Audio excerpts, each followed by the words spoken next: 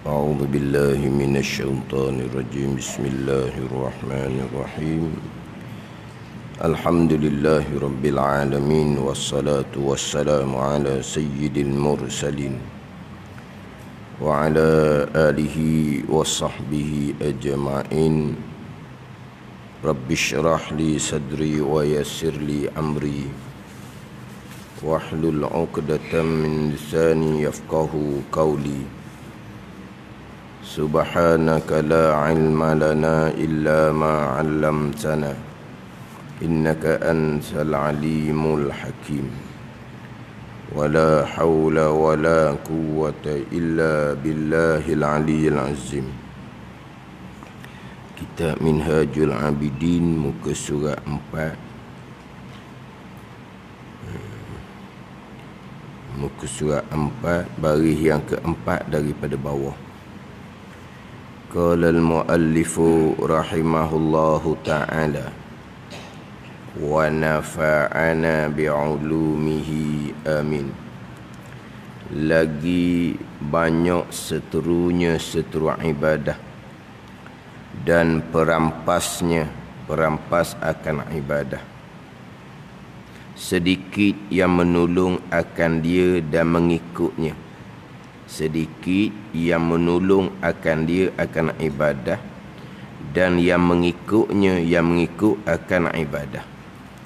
Ini sambungan berkaitan dengan perjalanan mengabdikan diri akan Allah Subhanahu wa ta'ala, yang mana Imam Ghazali rahimahullah menilik pada jalan ibadah, daripada permulaan jalan ibadah sampailah kepada maksud yang ditujukan dalam ibadah, yang mana jalan ibadah ni sangat dalam, sangat payah, banyak dia punya bukitnya, yang mana bukit ni payah untuk dinaiki, dan masyakkah kepayahan jalan beribadah kepada Allah Subhanahu wa ta'ala. Jalan beribadah ni jauh, perjalanan ibadah, perjalanan mengabdikan diri akan Allah ni jauh, panjang.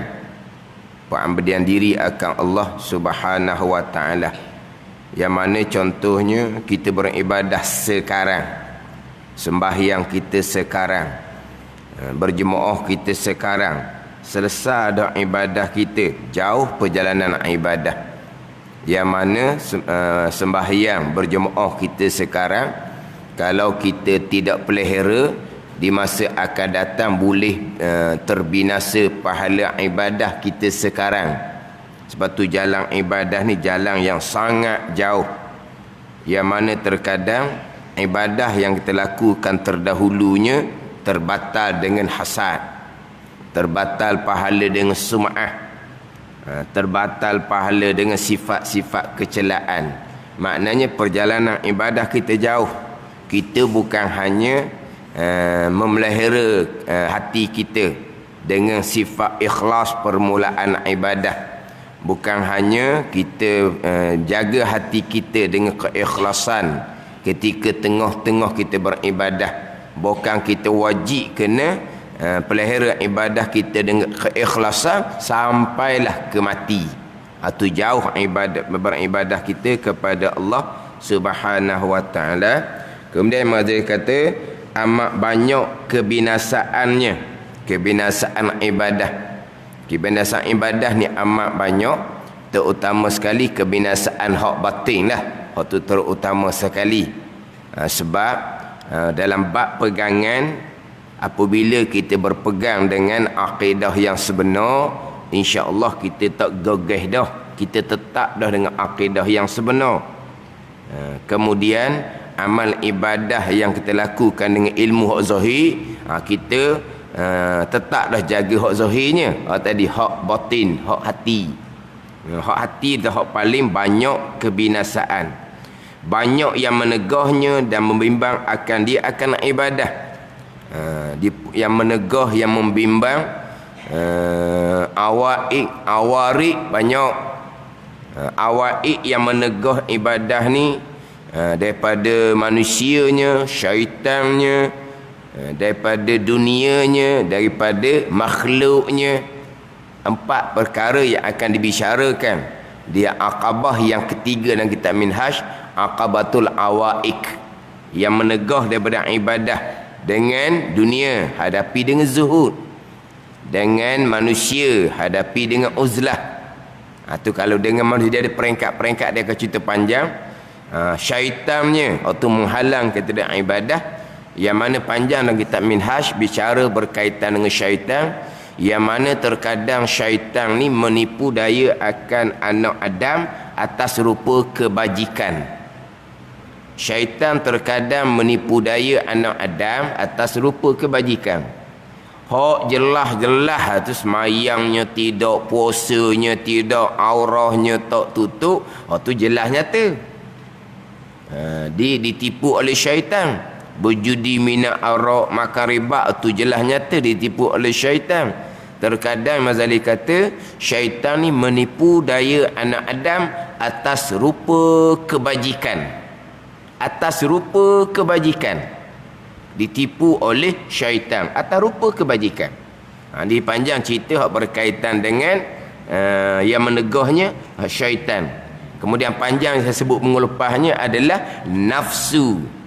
Nafsu lah hak paling panjang dalam kitab Minhaj, hak berkaitan dengan yang menegah akan dia akan ibadah. Hak Minhajul Abidin hak Jawi ni 25 muka surat. Hak pembicaraan berkaitan dengan yang menegah ibadah tu daripada nafsu, 25 muka surat. Hak kata minggu lepasnya Rumi kali 4, kali 3. Kali 3. Kali 3. Jadi kalau hak Jawi 25 muka surat, kalau hak Rumi 75 muka surat. Kali 3. Pembicaraannya berkaitan dengan nafsu. Habis bicara nafsunya di muka surat 65. Jadi maknanya sampai di muka surat 65 dalam kitab Minhaj ni 1/3-nya adalah bicara nafsu. Sampai di 65 muka surat. Kitab Minhaj Jawi ni 140 muka surat. Tapi sampai di muka surat yang ke-65, 25 sebelum tu adalah bicara berkaitan dengan nafsu. Hak paling banyak menegah kita dalam ibadah. Ibadah-ibadah di sini bukan cerita ibadah-ibadah wajib. Ibadah wajib tetap dah. Ibadah wajib tetap dah. Bicaranya nak ibadah-ibadah sunat. Ibadah-ibadah sunat. Kalau dengan nafsu tertegah daripada ibadah yang wajib, belajar-belajar fardu ain pun tidak, sembahyang puasa pun tak cukup, tak ada lah bicara dalam kitab Minhaj ni. Faham tak ni? Dalam kitab Minhaj ni dimulai dengan ilmu selesai. Disusuli dengan taubah. Itu di antara amal yang wajib. Taubahnya selesai. Nak pergi kepada amal-amal yang sunat, maka yang menegahnya manusia, dunia, syaitan dan nafsu. Amal-amal yang sunat. Bukan kata menegah daripada amal wajib. Kalau nafsu menegah daripada amal wajib, itu tak ada dalam Minhaj. Dalam perjalanan mengabdikan diri akan Allah. Sebab kita ni cerita Minhajul Abidin, jalan pengabdian diri kepada Allah Subhanahu wa ta'ala. Orang yang menjalani jalan pengabdian diri akan Allah Subhanahu wa ta'ala, kalaulah kewajipan pun tidak ditunaikan, itu tak ada lah Minhajul Abidin. Ini cerita Minhajul Abidin. Tertegahnya kita daripada amal-amal yang sunat, hak paling besarnya adalah nafsu. Dan yang membimbang akan dia, yang awarid, yang membimbang, yang mana kita boleh buat amal ibadah tapi terganggu dengan contohnya terganggu dengan persoalan rezeki, terganggu dengan kebimbangan, kerunsingan di hati akan perkara yang akan berlaku di masa akan datang, terganggu dengan kesusahan, bala, ujian daripada Allah, terganggu dengan qada yang pahit yang datang daripada Allah. Mana tertegah ibadah lepas dah, tapi boleh buat ibadah pula yang membimbang, yang mengganggu ibadah kita. Boleh buat, tapi hati kita duduk bicara berkaitan dengan rezeki, berkaitan dengan kebimbangan. Nabi lepas pula hak awarik yang membimbang dalam ibadah. Lagi tersembunyi yang membinasakan dia, membinasakan ibadah, dan yang memutus akan dia akan ibadah. Kebinasaan ibadah ni tersembunyi. Hak mana tersembunyi? Kebinasaan yang paling banyak adalah kebinasaan batin, kebinasaan hati. Hak tu hak tersembunyi. Adapun hak kebinasaan zahir, macam sebut tadilah, ilmu lengkap. Kebinasaan zahir kita jagalah bila ilmu kita lengkap. Tapi kebinasaan batin, dengan riak, dengan ujub, dengan takabur tu, hak kebinasaan batin tu tersembunyi. Lagi banyak seterunya, seteru ibadah dan perampasnya, perampas ibadah. Seteru dalam perjalanan ibadah ni banyak. Perampas di perjalanan ibadah ni pun banyak. Kemudian Mazali kata sedikit. Dia kena koma molek tu. Hak Jawi memang dia tak ada apa-apa ni, tak ada koma, tak ada titik. Kalau hak Rumi ada tau. Hak Rumi ada. Kalau kita wakaf tu tempat yang salah, ibtidak mula pula tempat yang salah, kita nak cerita apa tak tahulah. Lagi banyak seterunya dan perampasnya sedikit. Putih setakat tu. Apa tu nak cerita ke mana? Sekali banyak, sekali sedikit. Lagi banyak seterunya, seteru bagi ibadah, dan perampasnya, perampas akan ibadah. Setakat tu. Sedikit yang menolong akan dia, yang menolong akan ibadah, dan mengikutnya, yang mengikut akan jalan ibadah. Yang menolong pun sedikit, yang mengikut akan jalan ibadah pun sedikit. Faham tak ni? Kalau kita katalah, Imam Ghazali cerita ni di kurun yang kelima. Imam Ghazali meninggal pada tahun 505 Hijri, kurun yang keenam. Imam Ghazali meninggal. Mana Imam Ghazali hidup di kurun yang kelima. Imam Ghazali hidup. Imam Ghazali cerita telikan Imam Ghazali ni pada masa Imam Ghazali. Kurun yang kelima, kurun yang keenam. Kita ni duduk di kurun yang ke-15. Lagi beratlah kitanya. Ini cerita pada kurun Imam Ghazali rahimahullah. Masih lagi tertegak tertegak khalifah Islam lagi pada masa tu. Kita ni selepas daripada negara umat Islam dijajah begitu lama, kemudian kita barulah kembali merdeka, kemudian kita nak menjalani jalan agama. Kita ni sekarang. Ni hak Imam Ghazali tu pada masa pemerintahan khalifah Islam lagi. Kurun yang kelima, kurun yang keenam. Ni hak Imam Ghazali cerita ni. Sedikit yang menolong akan dia, akan ibadah, dan mengikutnya, mengikut ibadah. Demikianlah adanya hak Imam Ghazali cerita ni. Begitulah hak perjalanan ibadah. Tak dapat tiada. Demikianlah adanya ibadah, tak dapat tiada. Walaupun keadaan perjalanan ibadah seumpama tu, dalam bab ibadah ni tak dapat tidak juga ibadah ni. Kalaulah dia punya perjalanan ibadah sebagaimana yang dinyatakan oleh Imam Ghazali, maka ibadah kita tinggal tak dapat tiada, mesti. Walaupun jalanan ibadah seumpama tu, ibadah tak dapat tiada. Tak dapat tiada ni apa? Mestilah. Tak dapat tidak. Dua kali tidak. Faham tak ni? Dua kali tidak. Faham dua kali tidak? Orang kata dia dok mari. Dok mari. Maksud apa? Orang kata kawan tu dok mari. Kita pun kata dok mari dia tu. Dua kali dok tu. Maksud apa? Orang kata dia tu tok mari. Kita pun jawab dok mari. Dua kali dok. Nafi isbatun. Dua kali dok iyalah. Dua kali dok. Dok mari. Mana dok mari tu dok? Mana apa? Tak dapat tiada. Mana apa? Mesti.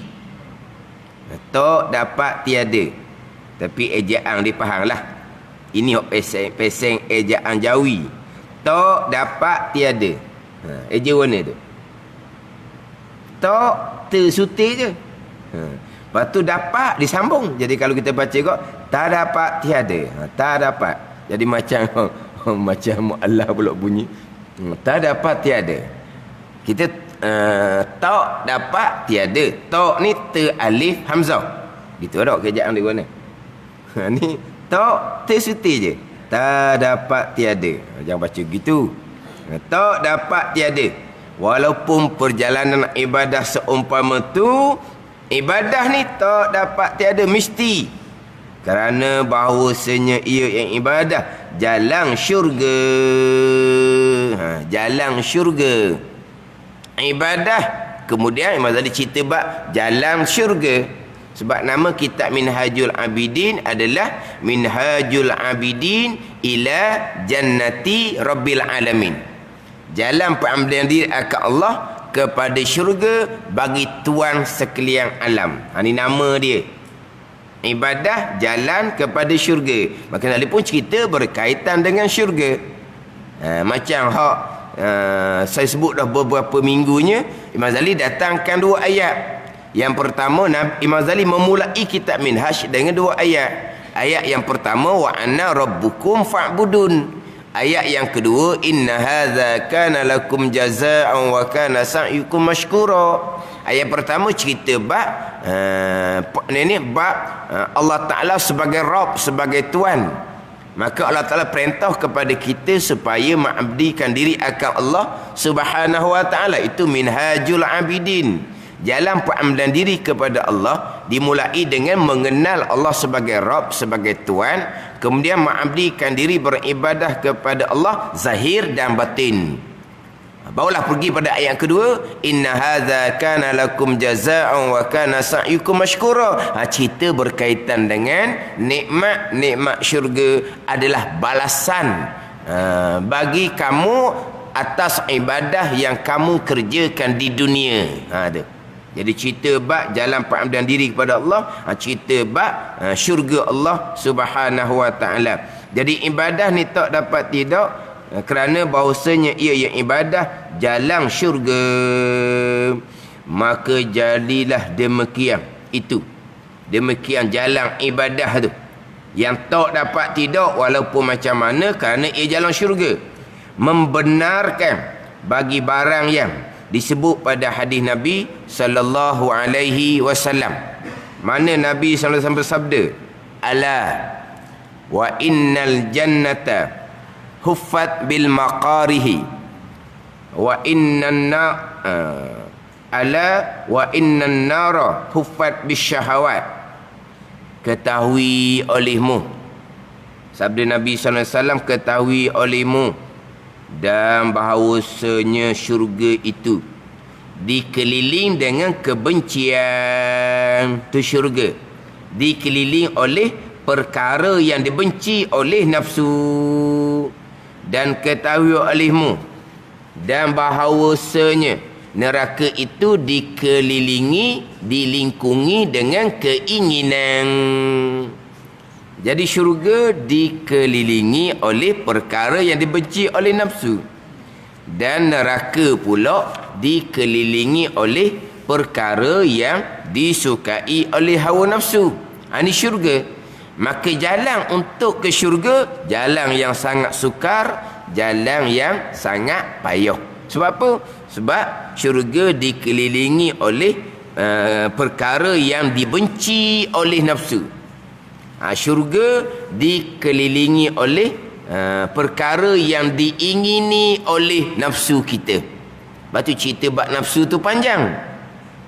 Sebab apa? Nak tahu manakah nafsu-nafsu yang dicela pada syarak, nafsu yang dipuji pada syarak. Sebab nafsu tak dapat tidak bagi kita. Dunia kita boleh tinggal dengan zuhud. Manusia kita boleh tinggal dengan uzlah. Nafsu adalah diri kita sendiri. Nafsu adalah diri kita sendiri. Nafsu asalnya adalah nafsu yang mendorong kita kepada kejahatan. Itu perkara yang diingini oleh nafsu kepada perkara-perkara kejahatan. Kemudian perkara kebaikan ni perkara yang tidak disukai oleh nafsu. Jadi syurga dikelilingi oleh perkara yang dibenci oleh nafsu, yang tidak disukai oleh nafsu. Sebaliknya neraka adalah perkara yang dikelilingi, dilingkungi oleh keinginan nafsu, perkara yang disukai oleh nafsu. Itu hadis yang pertama. Dan lagi sabda Nabi sallallahu alaihi wasallam, ala wa innal jannata haznun bi rubwatin, haznun bi rubwatin, ala wa innan nara sahlun bi sahwatin. Ketahui olehmu, kata Nabi sallallahu alaihi wasallam, dan bahawasanya syurga itu duka cita yang berpanjangan, dan ketahui olehmu neraka mudah dengan keinginan. Itu hak tafsiran yang didatangkan oleh Syekh Daud Al-Fatani. Haznun bi rubwatin diterjemah dengan, ditafsirkan, dihuraikan dengan duka cita yang berpanjangan. Maksud apa? Kepayahan yang berpanjangan. Itu syurga. Jalan ke syurga. Jalan ke syurga itu duka cita yang berpanjangan. Itu tafsiran hak Syekh Daud Al-Fatani. Asal makna haznun bi rubwatin.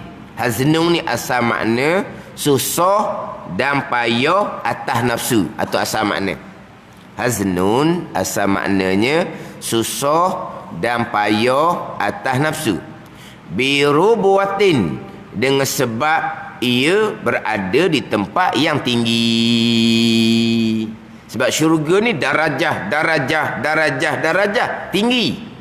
Maka syurga ni susah payah atas nafsu dengan sebab syurga ni berada di tempat yang tinggi. Sebaliknya, dan ketahui olehmu dan bahawa neraka itu sahlun. Sahlun ni kita kata kok mudah, atau asal makna lah. Sahlun tu mudah. Bi sahwatin. Apa makna sahwatin? Diterjemah di sini dengan keinginan. Sahwatin asal makna adalah sahwah ni tempat yang rendah. Sahwatin tu tempat yang rendah. Jadi syurga ni tempat yang tinggi, neraka ni tempat yang rendah. Kan syurga kan darajah. Adapun neraka di bawah. Dan di bawah lapisan. Itu neraka. Kan syurga kan di atas. Di atas mana apa ni? Darajah. Adapun neraka di bawah lapisan. Jadi hak atas dengan hak bawah ni, mana hak payah, mana hak mudah. Hak atas lah payah nak kena naik. Hak bawah ni mudah lah. Hak bawah ni dia berjalan je hak bawah ni kan. Kalau ala ke bawah. Sekarang ni neraka ni bukan apa panggil apa ni? Bukan hak landai ni lah. Landai apa panggil? Landai ke apa panggil? Hak ni panggil apa? Landai tak panggil. Neraka ni bukan landai. Neraka ni di tempat yang rendah. Tempat yang menurun. Tempat yang menurun ni, kalau kita tak turun pun dia akan turun. Kalau kita biarkan diri kita. Kita biarkan diri kita, dia akan turun. Sebab apa? Sebab tempat rendah. Kalau tempat landai ni, dia tak akan ke mana-mana kalau kita biarkan. Tapi neraka ni tempat rendah. Jadi dia akan menurun kalau kita biarkan diri kita. Sementara kalau kita yang kejar, tempat rendah kita yang kejar, telajak kita, tempat rendah. Adapun syurga berada di tempat yang tinggi, maka payah dan susah atas nafsu. Sebab apa? Sebab nak kena naik. Naik ni dia kena banyak mujahadah. Jadi dua hadis ni nak ceritanya syurga dilingkungi oleh perkara dibenci oleh nafsu, payah. Syurga pula payah dan susah kerana syurga berada di tempat yang tinggi. Kemudian dalam hadis ini Imam Ghazali datangkan dua hadis, neraka dilingkungi oleh keinginan nafsu. Hak asal kitanya, kita biarkan nafsu kita gak, tak ada lah. Nafsu kita akan bawa kepada jalan neraka. Hak tu nafsu asal. Jadi kalaulah kita biarkan nafsu kita akan bawa ke neraka. Sebab neraka ni dilingkungi oleh perkara yang diingini, yang disukai oleh nafsu. Kemudian neraka pula dia mudah. Sebab apa? Sebab neraka ni berada di tempat yang lembah, berada di tempat yang bawah, itu neraka. Jadi syurga payah. Sebab tu jalan ibadah jalan yang sangat sukar, tapi tak dapat tidak untuk ke syurga Allah Subhanahu wa taala. Jalannya jalan ibadah. Selepas daripada Imam Ghazali cerita berkaitan dengan kedudukan ibadah tu, sukar payah berkaitan dengan ibadah ni, kemudian kata Imam Ghazali rahimahullah, serta yang demikian itu, yang demikian keadaan ibadah itu jalan yang sangat dalam, jalan yang sangat payah. Hak bicara panjang dah berkaitan dengan keadaan ibadah, serta yang demikian itu sekaliannya, maka bahawasanya hamba itu amat daif, amat lemah pula. Pada ni ibadah susah payah berkaitan dengan ibadah, panjang bila cerita berkaitan dengan keadaan ibadah. Kemudian hamba kita ni pula amat daif, amat lemah. Ada ni. Dan zaman masa itu payah. Masa tu lah masa yang sangat payah. Sebab apa payah? Sebab masa ni pula banyak barang-barang, perkara-perkara penuh dengan musibah-musibah, perkara-perkara yang mendorong kita kepada kemaksiatan, kepada ketaatan. Pada masa Imam Ghazali ni, kepada ketaatannya tak banyak. Banyaknya adalah kepada kemaksiatan. Jadi kita ni amat lemah. Zaman masa pula payah. Dan pekerjaan agama, kata Imam Ghazali rahimahullah, pergi datang. Dia pergi datang ni, kalau pergi datang okey juga. Sekali buat ibadah, sekali tinggal ibadah. Dia mutaraji' ni dipanggil mundur ke belakang. Mana apa ni? Mana pekerjaan agama ni sudah ketinggalan. Mundur ke belakang. Kalau pergi datang, sekali mari pekerjaan agama, sekali pergi pekerjaan agama. Boleh tahan kau? Sekarang ni mutaraji' ni mundur ke belakang. Bukan mari dak dah ni. Tak mari dah. Dia mundur ke belakang. Pekerjaan agama pada masa Imam Ghazali rahimahullah. Kalau masa kita, pekerjaan agama duduk nombor berapa? Macam mana? Ini pekerjaan agama yang merangkumi ilmu, merangkumi amal. Pekerjaan agama ni merangkumi ilmu dan juga merangkumi amal. Macam mana pada masa kita sekarang? Ilmu agama ni setara mana? Nak banding dengan ilmu dunia. Ilmu agamanya setara mana? Ilmu agama dia tahulah pilihan yang keberapa. Sama ada untuk diri kita terdahulu, dididik seumpama tu, sama ada kita didik kepada anak cucu kita. Kita letak ilmu agama ni yang keberapa? Ilmu agama ni hanya setakat tempelan sahaja, bukan menjadi teras ke warna pendidikan sekarang. Agama hanya tempelan sahaja, bukan teras. Terasnya ilmu dunia. Agama tempelan ni hok boleh sikit. Akhirnya orang yang faham juga agama hak ketinggalan, hak tempelan ni, pemahaman agama dia tak kemah, tak sebenar. Faham juga agama sebab belajar juga agama, tapi agama sebagai tempelan. Faham tak ni? Ketika umur budak-budak tu di hati kita ilmu yang masuk, ilmu dunia. Ilmu dunia. Dunia kan? Cita-cita pun semua cita-cita dunia. Kalau tanya budak-budak, tak ada seorang bercita-cita untuk jadi ustaz, untuk jadi pendakwah. Tak ada. Kalau zaman dulu kau polis askar lah. Sebab apa? Sebab dia tengok baju tu kelah. Baju polis tu hebat kan? Budak-budak polis dengan askar je hebatnya. Mana apa? Cita-cita tak ada agama. Kita pun balik dalam keadaan ilmu agama kita tak lengkap. Lepas balik tu barulah kita nak pergi kepada aliran agama. Aliran agama pun kodok-kodok.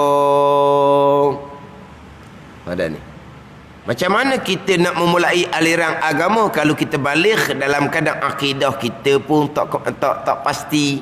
Sebab kita pun tidak diajar dengan ilmu akidah. Kemudian berkaitan dengan keikhlasan hati pun tak pasti. Sebab kita didorong dengan belajar agama. Kamu dapat begian, kamu boleh kerja, kamu boleh tu, kamu boleh ni. Jadi belajar agama tapi didorongi oleh kepentingan duniawi. Bukan kata kamu belajar agama supaya kamu menjadi hamba Allah yang sebenar. Kamu belajar agama supaya kamu diradai oleh Allah Subhanahu wa taala. Terkadang kenapa pula masuk ke aliran agama? Yang terdahulunya anak-anak dihantar hak aliran dunia, tak ada aliran agama. Tapi kenapa pula yang kemudian hak bawah-bawah anak kemudian ni diatur ke aliran agama? Oh tu kata aliran dunia pada masa tu sukar untuk dapat pekerjaan. Kalau aliran agama masih lagi banyak kekosongan, mudah dapat pekerjaan.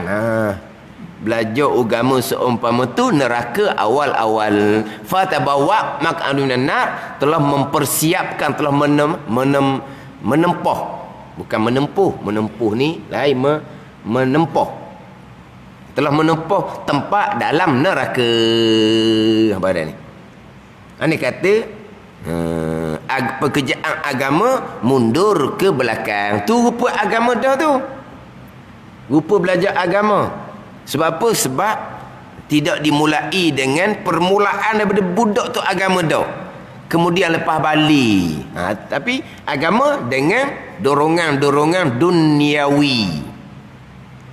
Inilah pekerjaan agama mundur ke belakang. Ilmu pun mundur ke belakang. Amal pun mundur ke belakang. Kata Imam Ghazali rahimahullah, kurun yang kelima, kurun yang keenam. Kita kurun yang ke-15. Ada ni. Itu tahta masyiatillah, atas kehendak Allah Subhanahu wa taala, bahagian masing-masing. Bahagian bahagia, bahagian celaka telah ditetapkan pada azal. Itu pada ni. Itu bahagian masing-masing. Kita nak letak tu kerjaan agama tu. Letak betul-betul. Sebab kita amal menyusuli ilmu. Ilmu lah hak permulaan. Jadi ilmu nak letak niat, nak kosak tu. Jangan campur dengan duniawi. Semata-mata kerana Allah Subhanahu wa taala, kerana tuntut redha Allah. Supaya diri kita, keluarga kita diredai oleh Allah. Sebab itulah kamu kena belajar agama. Kemudian kalau kamu dapat pekerjaan kemudian, itu rezeki daripada Allah Subhanahu wa taala. Bukan makna agama kita tolak pekerjaan, bukan agama kita tolak keduniaan. Tetapi jangan kita jadikan pekerjaan agama dengan belajar ilmu agama campur dengan tujuan duniawi. Sebab kita nak belajar agama dan kita serus salikin ada 7 adab. Adab yang pertama kita nak belajar ilmu agama ni bicara bab keikhlasan. Bicara berkaitan dengan membersihkan hati daripada sifat kecelaan. Kita nak belajar agama ni. Permulaan nak belajar agama. Riya, ujub, takabur kena bersihkan. Kemudian permulaannya adab dia ni kita pastikan kita belajar semata-mata kerana Allah Subhanahu wa taala. Tiada kerana lain. Kita belajar kerana Allah, dapat syurga, dunia tak lepas dunia. Dunia tetap lepas. Ilmu yang sama. Kita duduk di dunia yang sama. Kita niat kerana dunia daripada ilmu yang kita belajar. Akhirahnya neraka. Dunia kita dapat pun bukan dengan redha Allah Subhanahu wa taala. Mana kita belajar agama ni, niat dunia ke, niat akhirah ke, kita akan dapat dunia. Orang belajar agama niat akhirah, dunia dia tak dapat, dia dapat. Orang belajar agama niat dunia, dia dapat dunia. Ada ni. Tapi kalau belajar agama niat akhirah, dia dapat dunia dan akhirah. Dunia dia dapat, dunia yang diredai oleh Allah. Tapi kalau belajar agama niat dunia, setakat dapat dunia, akhirah neraka. Kan rugi tu. Tapi nak tanam keikhlasan tu. Sebab tu kalau masa ngaji pondok, bab ikhlas ni tok guru ulang. Belajar lillahi ta'ala. Dunia tak usah takut lah. Bila Allah Ta'ala redha, Allah kasih, kamu akan dapat dunia. Dunia dia redai oleh Allah. Tapi kalau belajar tu pusingkan niat, palingkan niat untuk dapat dunia, kamu akan dapat dunia. Tetapi dunia kamu yang tidak diredai oleh Allah. Makna dunia benda yang sama. Masing-masing dapat. Sama ada dunia yang diredai oleh Allah ataupun tidak diredai oleh Allah. Tapi kalau belajar bukan kerana akhirah, di hari akhirnya neraka. Ada ni. Walahal kalau hidup pondok tu, kalau ki zahir dunia gok gelap masa depan, kata di orang. Belajar pondok nak makan apa? Nak kerja apa? Dia masalah lucu keikhlasan bukan hanya kerja. Menyebabkan kita lucu keikhlasan bukan hanya harta. Boleh menyebabkan lucu keikhlasan dengan kemuliaan dunia, dengan kedudukan dunia. Faham tak ni? Yang mana terkadang antara harta dunia dengan kedudukan dunia lebih besar kedudukan dunia. Sebab orang sanggup habis duit harta dunia untuk dapat kedudukan atas dunia. Orang sanggup habis duit. Macam mana dia habis duit tak sayang? Sebab nak dapat kedudukan atas dunia. Kedudukan di hati manusia, biar manusia anggap dia orang yang bergiam. Habis duit. Tu kata. Orang sanggup habis harta dunia untuk dapat kedudukan dunia. Kedudukan ni termasuk kedudukan di hati manusia. Biar manusia memandang kita ni orang yang pemurah, orang yang bergiam. Itu dia panggil nak dapat kedudukan dunia di hati manusia.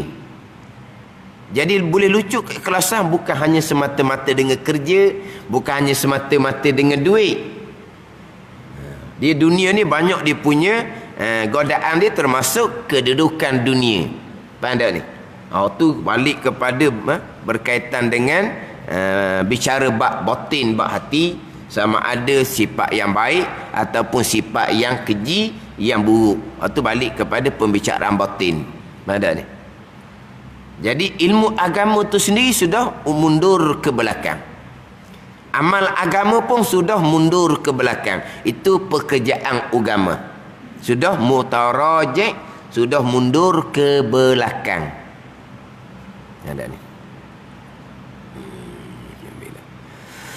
Dan sabar itu sedikit. Dan sabar sedikit. Itu dia gitu dah. Dan sabar itu sedikit. Kita nak sabar ni sedikit. Sabar dalam belajar pun sedikit. Sabar dalam amal pun sedikit. Dan pekerjaan yang membimbangkan banyak. Kita lemah, masa payah dah. Pekerjaan agama sudah mundur ke belakang. Ni sabar kita pula sedikit. Pekerjaan yang membimbangkan daripada ibadah kitanya banyak. Dan umur singkat. Umur pendek. Kita ummah Nabi SAW. Ke umur panjang? Umur pendek. Yang panjangnya angan-angan. Panjang angan-angan. Mana ni? Dahlah kita umur 40, 50, 60, angan-angan sama je. Ke mana? Kita masa budak-budak, tengok orang umur 20 ni tua dah. Kita naik umur 20. Tengok umur 30-40 tua dah. Kita naik umur 30-40 dah tua-tua. Siapa umur 40, tengok orang 50-60 tua dah. Nak kira mati dah tu nya. Nak kira kat dunia apa lagi. Siapa umur 50-60, muda juga. Nak tengok mana pula? 70-80? Oh, tengok orang umur 70-80 tu kira. Tapi kalau kita siapa umur tu, sama je. Maknanya umur pendek, tapi angan-angan kita panjang. Sebab itulah ibadah kita tertangguh. Sebab itulah ibadah kita ni sedikit. Sebab apa? Lambat lagi nak mati. Hakikatnya umur kita pendek. Tapi oleh kerana amal, alif, mim, lam, amal, panjang angan-angan. Itu sifat kecelaan dalam kitab Minhajul Abidin. Di antaranya amal, panjang angan-angan. Umur singkat, pendek. Tapi angan-angannya panjang. Dan pada mengerjakan amal, taksir. Dalam kita buat amal ni pula ni, taksir, banyak kecuaian, banyak salah, banyak taksir, banyak kecuaian, banyak kesalahan dalam kita buat amal. Dan yang mengintai itu amat melihat. Yang mengintai akan amal kita. Siapa yang mengintai akan amal kita? Raqib ati. Yang duk mengintai amal kita tu amat melihat. Amal kita banyak cuai, banyak salah, banyak kurang. Yang duduk mengintai, yang duduk catat, itu amat melihat. Kalau yang duk periksa tu sesama manusia, markah kita tinggi semua. Faham tak ni? Kalau buh markah sesama kita ni tinggi semua markah. Tapi yang mengintai ni adanya amat melihat. Yang mengintai ni termasuk malaikat raqib yang amat mengintai, yang amat menjaga amal kita tu. Yang mengintai ni termasuk malaikat, termasuk Allah Subhanahu wa taala yang mengintai, yang memerhatikan amal kita yang banyak cuai, itu amat melihat. Siapa yang mengintai amal kita? Daripada malaikat. Allah Subhanahu wa taala amat melihat. Kalau yang mengintai, yang bubuh pahala sesama kita tu senang. Ni dak ni yang mengintai amat melihat. Kecuaian, kesalahan amal mereka sangat melihat. Dan ajalnya, ajal hamba hampir. Ajal hamba tu hampir. Hampir macam mana? Jauh lagi kita. Kullu atin qarib. Tiap-tiap yang mendatang tu hampir. Gitu ya. Tiap-tiap yang mendatang tu hampir. Faham tak ni? Sekarang kita kan mendatang kan. Kita pergi, dia panggil hampir lah. 10 tahun lagi kita kata kita nak mati. Hampir. Sebab apa hampir? Sebab dia apa ke? Bertambah dekat. Dia panggil kullu atin qarib. Tiap-tiap yang mendatang tu hampir. Faham tak ni? Macam ginilah, kita ada temu duga ke apa ke, dia hampir ke jauh? Hampir lah. Sebab tu kita duduk debor apa? Dia dekat. Tu dia panggil. Tiap-tiap yang mendatang adalah hampir. Maka ajal kita sampai habis umur kita tu, sampai habis umur kita tu. Ada ni. Di umur ni daripada lahir sampai ke habis. Di habis tu dia panggil ajal. Sampai ajal. Mana apa? Umur kita sudah habis. Tapi ajal kita ni kod depan. Jadi masa sampai habis umur tu kod depan, kita mendatang. Itu dia panggil hampir. Kita je hati jauh. Tadi kalau kata 10 tahun kita kata. Dah 10 tahun? Hampir ke jauh? Hampirlah sebab dia bertambah dekat. Tu ajal. Ajal tu hampir. Dan perjalanan hamba tu jauh. Banyak lagi lah halangan dalam perjalanan hamba mengabdikan diri akan Allah. Imam Ghazali mulai dengan keadaan ibadah tu macam mana. Payah, sukar. Lepas tu kedudukan kita pula macam mana. Kedudukan kita ni daif, masa pula payah. Ini hak berkaitan kedudukan kita pula. Lepas tu macam mana kok hadapan Imam Ghazali akan susung jalan. Macam mana kita nak menjalani jalan ibadah yang payah, yang sukar, nak menjalani dalam keadaan kita ni hamba yang daif. Macam mana Imam Ghazali akan susung satu-satu. Imam Ghazali cerita-cerita ni bukan nak menakutkan, nak memperingatkan kita dalam bab ibadah jangan buat mudah-mudah. Jangan buat ibadah ni macam kerja dunia mudah je kerja dunia ni. Pandai sikit-sikit pun tak apa dah kerja dunia ni. Kerja dunia pula kalau berhasil kena cara buat nampak lalu dah hasil dia. Kalau kita buat cara dak kena tak betul, kita nampak lalu dah kita boleh baiki, boleh tukar cara kita buat. Itu benda dunia mudah. Benda dunia mudah. Berhasil pun kita boleh nampak. Tidak berhasil boleh nampak. Ni jalan akhirah ni payah buat mudah. Kita dunia yang mudah, kita belajar siang malam. Dunia mudah. Belajar siang malam. Ni sepakat ni. Mak, ayah, tok, nenek ni, wisokongan ni. Belajar.